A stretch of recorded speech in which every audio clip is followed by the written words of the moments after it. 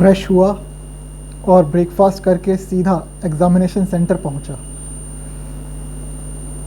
वहाँ स्टूडेंट्स की भीड़ देखकर उसे थोड़ी घबराहट महसूस हुई, लेकिन फाइनली वो शुभ घड़ी आ ही गई जिसका उसे सालों से इंतज़ार था।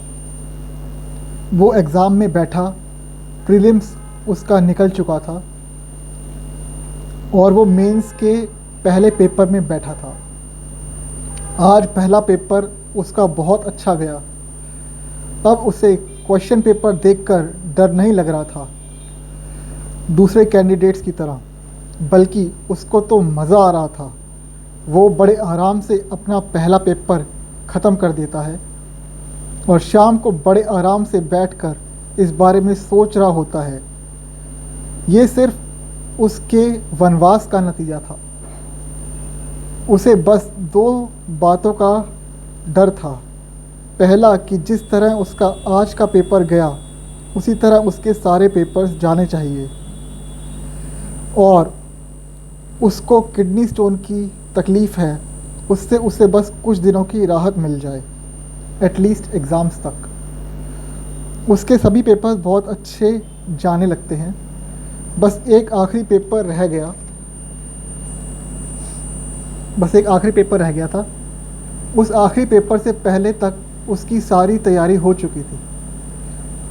वो खुद को इस साल का डीएम बनते हुए भी देख रहा था, लेकिन तभी जब वो उठता है तो उसके पेट में हल्का दर्द शुरू हो जाता है। वो हल्का गुनगुना पानी पीता है, मगर इससे भी उसको कोई राहत नहीं मिलती। किसी तरह वो एग्ज़ाम सेंटर पहुंचता है। तब तक उसका दर्द बढ़ चुका होता है। तब तक उसका जैसे तैसे करके वो एग्ज़ाम देता है। दर्द इतना बढ़ चुका था कि अब उससे सीधा बैठा तक नहीं जा रहा था। इन्विजिलेटर भी आकर उससे पूछता है कि क्या उसको कोई दिक्कत है, और अगर उसको कोई दिक्कत है तो वो बाहर जा सकता है। लेकिन वो लड़का मना कर देता है बाहर जाने से। उसका ध्यान 1% दर्द पर था और 99% पेपर पर था।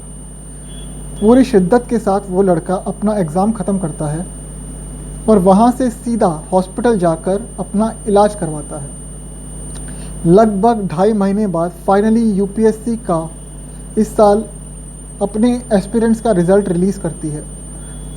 तो इस साल दूसरे एस्पिरेंट्स की तरह एक बार भी रिज़ल्ट देखते समय उस लड़के को किसी तरह की घबराहट नहीं होती, क्योंकि उसे पता था संघर्ष और तकलीफ़ों के पहाड़ पर पैर रखकर वो परीक्षा देने गया था। और हाँ, आज उसका सपना सच हो गया। वह अब मामूली गरीब नहीं था, बल्कि वह अब डीएम अरुण कुमार था। उसे इंटरव्यू के लिए बुलाया जाता है, जहां इंटरव्यूअर्स को जब उसकी कहानी का पता लगता है तो वो भी हैरान हो जाते हैं कि वाकई में किसी इंसान का फोकस इतना तगड़ा कैसे हो सकता है। उस बंदे को यूथ क्लब की ओर से इंटरनेशनल फेस्ट में बुलाया जाता है, जहां वो कहता है, दर्द हो, तकलीफ़ हो या मौत आ जाए, अगर फिर भी तुम्हारा ध्यान तुम्हारी मंजिल से ना हटे तो ब्रह्मांड खुद तुम्हें जिताता है। मैंने अपने संघर्ष के दिनों में कभी संघर्ष पर ध्यान नहीं दिया,